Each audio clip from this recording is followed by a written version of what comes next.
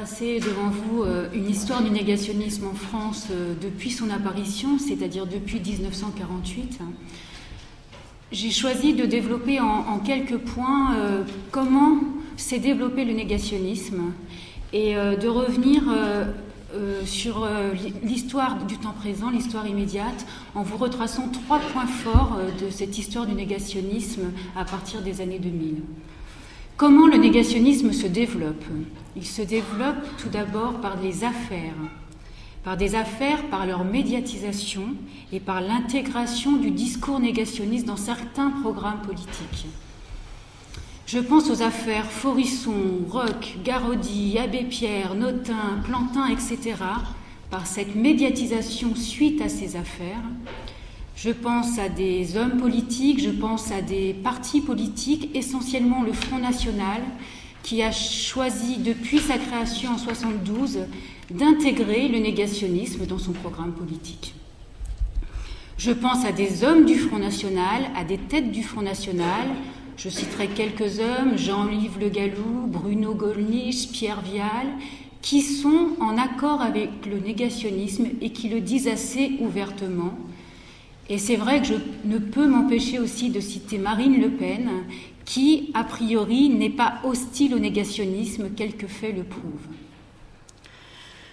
Le négationnisme se développe aussi par les hommes, par ce qu'on appelle les héros du négationnisme. Robert Forisson serait au centre de cette histoire du négationnisme en France. Il se fait d'ailleurs appeler le pape du révisionnisme. Il y a les initiateurs, les porteurs et les diffuseurs de ce discours, j'y reviendrai. Le négationnisme se développe aussi par des ouvrages, par des revues, par une presse marginale et évidemment aussi par Internet. Enfin, le négationnisme se diffuse, je pense essentiellement aujourd'hui à l'Iran et à son président Mahmoud Ahmadinejad, qui est très réceptif à cette propagande. Je vais donc commencer cette histoire du négationnisme par la fin, comme je vous l'ai dit, et je vais très rapidement vous évoquer devant vous 3 faits qui se sont déroulés donc à partir des années 2000. Vous le savez certainement, le 26 décembre 2009, Robert Forisson a eu l'honneur d'être invité par le soi-disant humoriste Dieudonné sur la scène du Zénith. Nous sommes au dernier spectacle de Dieudonné et nous voyons donc un homme qui va être octogénaire dans quelques jours s'avancer sur cette scène invité par Dieudonné. Nous voyons aussi un 3e homme qui est donc Jackie, le régisseur de Dieudonné, qui est habillé en habit de déporté avec une étoile jaune sur la poitrine et qui a la lourde tâche de remettre à Forisson, via Dieudonné, ce prix de l'infréquentabilité. Cette scène a été filmée, a été diffusée par le net, a été médiatisée par la presse papier et par la presse télé. Et ce qu'il faut bien voir dans cette scène, c'est déjà l'écho. C'est aussi le côté très pitoyable de cette scène, mais c'est aussi la réaction du public qui, a priori, et je le pense vraiment, ne connaissait pas Forisson, mais une des premières choses qu'il a fait, il a réagi en criant « Vive la Palestine ». Donc ça, c'est le premier. En 2009, nous voyons un homme représentant du négationnisme en France, Forisson, invité par Dieudonné. Deuxième point fort de cette histoire à partir des années 2000, nous sommes en 2007, en mars, et vous le savez peut-être aussi, Robert Forisson a choisi d'intenter un procès à Robert Badinter, ancien garde des Sceaux. Pourquoi? Parce que Robert Badinter a eu l'affront, on dirait, de qualifier Robert Forisson de faussaire de l'histoire. Il était invité à une émission d'Arte, et il explique à ce moment-là, lors de cette émission, qu'un des derniers procès qu'il a plaidé dans sa vie, en tant qu'avocat, c'était le procès Forisson, et qu'à ce moment-là, donc, il a fait condamner Forisson, je le cite, pour être un faussaire de l'histoire.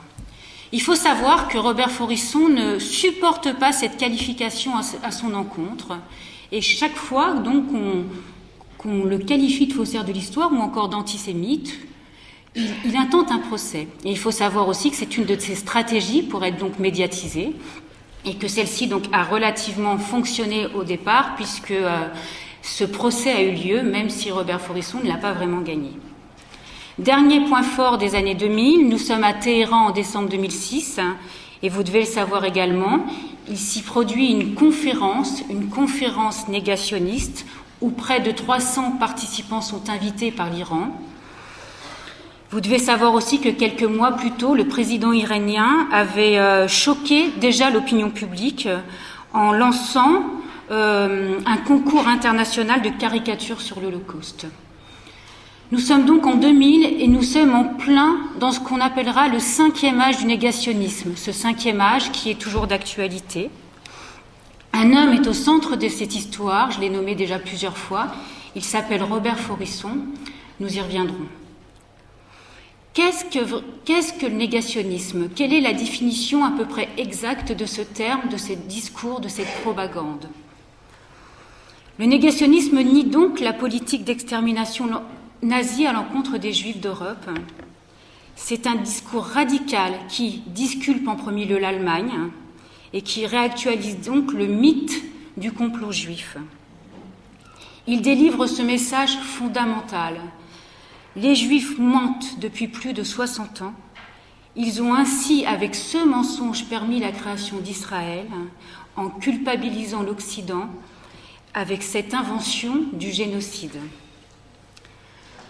À ce moment-là, l'instrumentalisation du négationnisme va se faire dans plusieurs directions. La première, le but est évidemment de dédouaner le nazisme de cette tâche du génocide.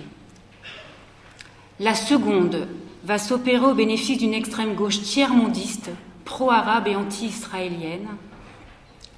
Enfin, cette instrumentalisation va servir l'extrême droite, dont l'antisémitisme a tout à gagner de cette banalisation et de cette négation du génocide.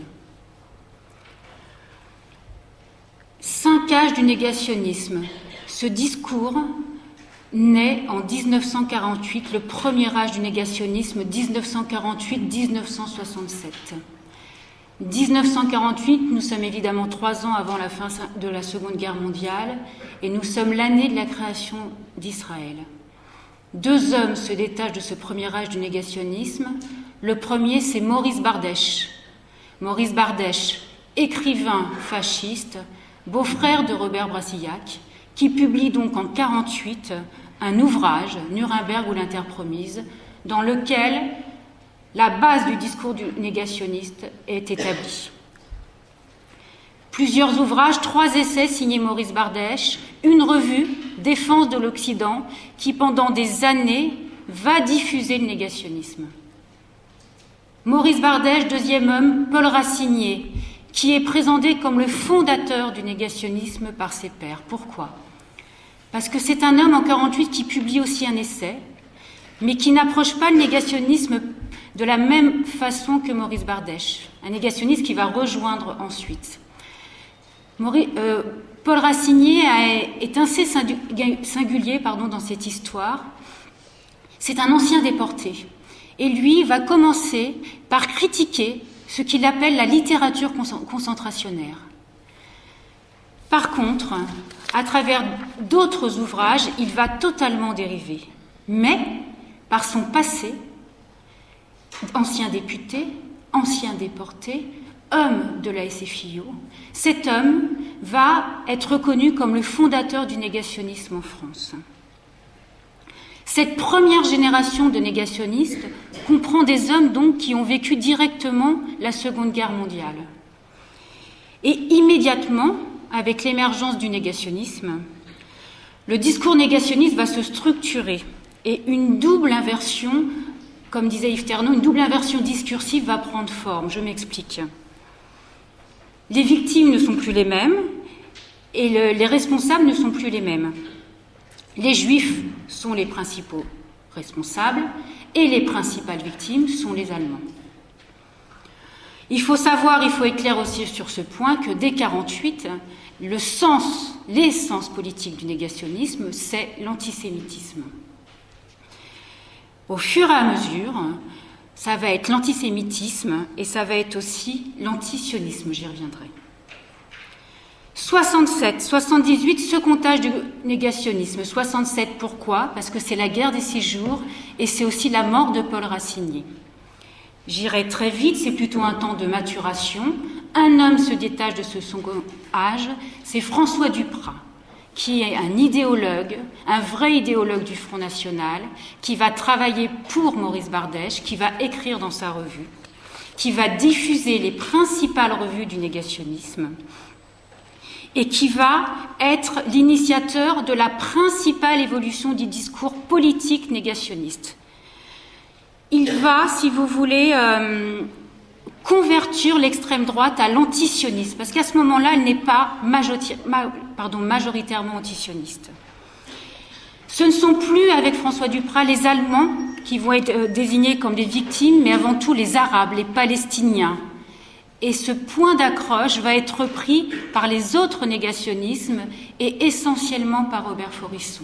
C'est à ce moment-là, au moment de la guerre des 6 jours, qu'il va y avoir vraiment un retournement discursif dans ce discours. 67-78 second âge, 78-85, troisième période du négationnisme, une période qui va être assez importante puisque c'est le temps où le négationnisme va exploser en France avec un homme qui s'appelle donc Robert Faurisson. Octobre 78, une interview de Louis Darquet de Pellepoix, ancien commissaire aux questions juives sous Vichy, est publiée par l'Express, l'hebdomadaire L'Express. Le titre de cette interview, qui est donc en couverture, « À Auschwitz, on n'a gazé que des poux ». C'est une interview qui choque l'opinion publique et c'est une interview que, si vous voulez, qui va profiter à Robert Faurisson. Pourquoi? Parce que ça faisait quelques mois que cet homme, quelques années même, pardon, essayait de s'infiltrer, de propager ce discours et d'ouvrir cette brèche médiatique française. Et via l'Express, Robert Faurisson va réussir à faire entendre son discours.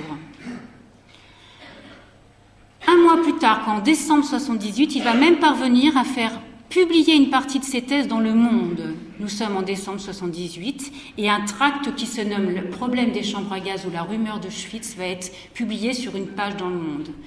C'est vraiment le début de la médiatisation du négationnisme en France. En décembre 80, par exemple, on entendra Robert Faurisson sur les ondes d'Europe 1, interviewé par Yvan Levaille. Qui est Robert Faurisson? Je vais aller très vite. Et qu'apporte-t-il au discours négationniste? Je vais aussi aller assez rapidement.